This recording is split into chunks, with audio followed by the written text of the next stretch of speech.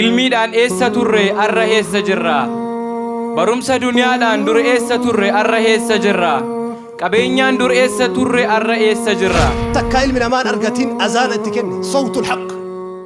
زلزل أركان أساسان وزلزل أوروبا وأمريكان سقلي حقاب سجوسي دنياتنا بلاد ابن رباح har'a kan inni irratti xiyyeeffatu wanti nuti dhabne duraan qabnu baay'ee ta'us dhimma barnootaati. Barnoota diiniitiinis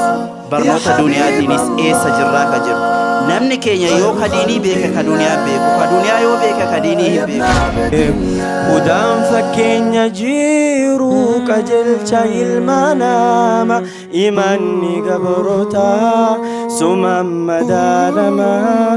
akkana jechuun hawaasa irraa bakka guddaa beeku dubartii sadarkaan sii guddoon waa hunda keessatti من يريد الله به خيرا يفقهه في الدين سبب ديني يا حبيب الله قالوا ربي يعني فأتي الله